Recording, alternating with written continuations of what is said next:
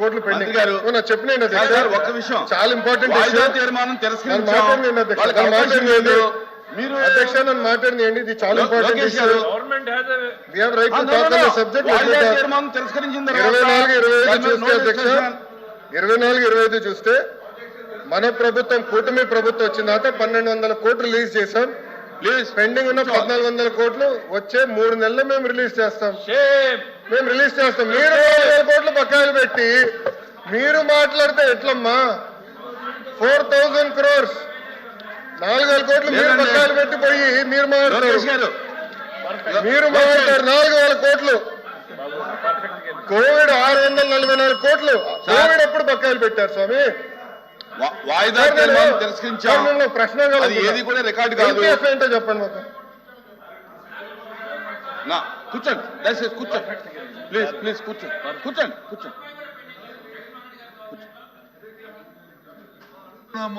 మంత్రి గారు వచ్చి అన్ని లెక్కలు చెప్తారు కదా, చర్చ పెట్టండి. చర్చ చెప్తారు.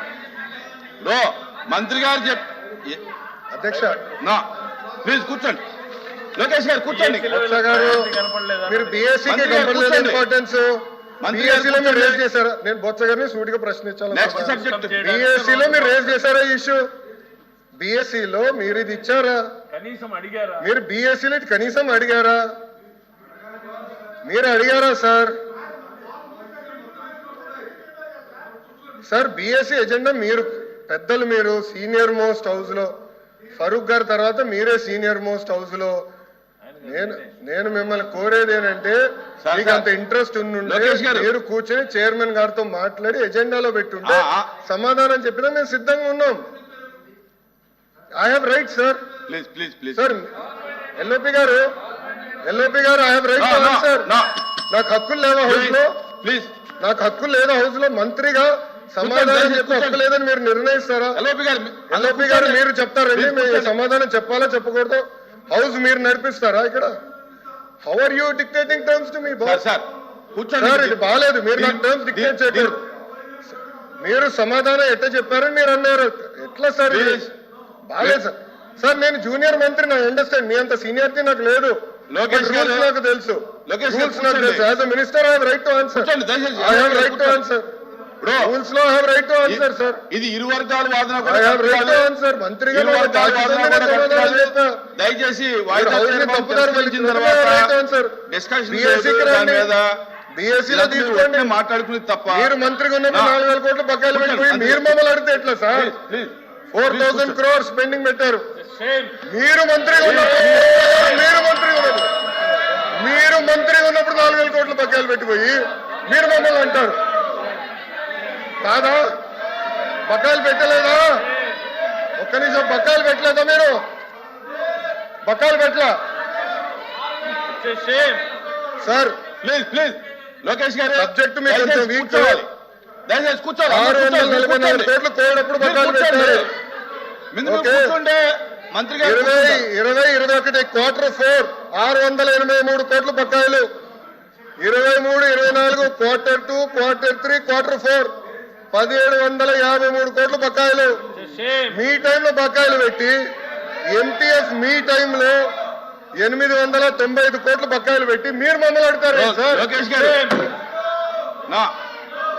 అందుకే మీరు బీఎస్సీలో తీసుకురావాలా? మీరు బీఎస్సీలో అందుకే తీసుకురాలి subject. Come to BSC, we will debate. I'm ready to debate on education. పోయినసారి బొత్స గారు మీరు వాకౌట్ చేశారు. పోయిన సెషన్ ఎడ్యుకేషన్ మీద నేను డిబేట్ చేసినప్పుడు మీరు అదే తలుపు నుంచి మీరు బయటకు వెళ్ళారు. I'm ready for debate. Education మీద చర్చించడానికి నేను రెడీ. మీ టైంలో 12 లక్షల మంది పిల్లలు ప్రభుత్వ పాఠశాలకు దూరెట్టారో చర్చించడానికి నేను రెడీ. సరైన ఫార్మాట్ లో రండి, ఐ డిస్కస్. ప్లీజ్ కూర్చోవాలి.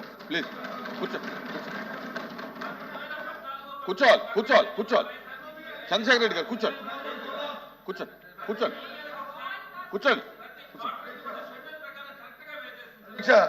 అమ్మా.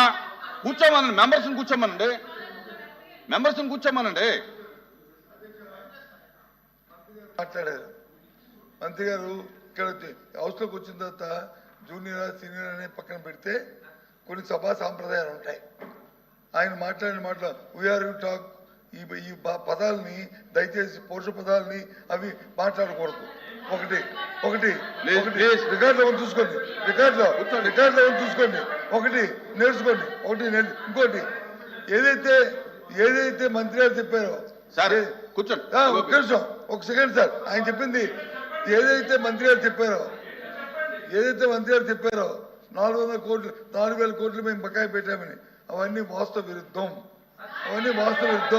చర్చపెట్టండి, చర్చలో మాట్లాడదాం. అందుకే చర్చపెట్టండి, చర్చలో మాట్లాడదాం. వాస్తవ విరుద్ధం మాటలు చెప్పి సభను తప్పుతో పట్టించడానికి, పట్టించి ప్రజలు మభ్యపెట్టడానికి దయచేసి మభ్యపెట్టారు చాలు. మభ్యపెట్టి మోసం చేసి చాలు. ఇంకా ఇక్కడ నుంచి అనుకోండి. మంత్రి గారు వాయిదా తీర్మానం తిరస్కరించిన తర్వాత దాని మీద ప్రభుత్వం తరఫున మీరు వాదనగా దిగటం, మీరు క్లారిఫికేషన్ ఇవ్వటం అనేది అది కాదు. దయచేసి ఒకవేళ మీరు అలౌ చేయమంటే కనుక రేపు వాయిదా తీర్మానం ఇస్తే నేను అలౌ చేస్తాను. ఈవేళ ఈ సబ్జెక్ట్ తిరస్కరించాను, ఇది అయిపోయింది, క్లోజ్. రేపు ఒకవేళ మీ ప్రభుత్వం సిద్ధంగా వినండి ప్రభుత్వం సిద్ధంగా ఉంటే కనుక రేపు వాయిదా తీర్మానం ఇస్తే నేను మీరు అలౌ చేయమంటే అలౌ చేస్తాను. అజెండా మొత్తం వద్దా సార్? బిఎస్సీలో డిస్కషన్ వద్దా సార్? ఏదండి బిఎస్సీలో కావాలి. ఎట్లా సార్? మన బిఎస్సీలో ఒకటి మాట్లాడతారు, ఇక్కడికి వచ్చి రోజు సభని డిస్టర్బ్ చేయడమే లక్ష్యంగా పెట్టుకుని రోజు అసలు సంబంధం లేనటువంటి అంశాలు. హెచ్ఆర్ మినిస్టర్ గారు దాని గురించి స్పష్టంగా చెప్పారు సార్. గవర్నమెంట్ వాయిదా తీర్మానం తిరస్కరించిన తర్వాత తిరస్కరించింది కాదు సార్. ప్రభుత్వం సమాధానం చెప్పాల్సిన అవసరం లేదు. చైర్మన్ గారు వినండి చెప్పలేదు. వాయిదా తీర్మానం తిరస్కరించిన తర్వాత ప్రభుత్వం దానికి సమాధానం చెప్పాల్సిన అవసరం లేదు. చైర్మన్ గారు సమాధానం చెప్పలేదు. బట్టగాల్చి ముఖానేసేటువంటి ప్రయత్నం చేస్తుంటే దానికి సంబంధించినటువంటి సంక్షిప్తమైనటువంటి వివరాలు ఇచ్చారు. పూర్తి వింటే గుండె రాలి వస్తారు సార్ వీళ్ళు. ఓన్లీ హెడ్ లైన్స్ మాత్రం చూపించారు. ఈ రోజు పూర్తి సినిమా చూస్తే గుండె రాలి వీళ్ళకి.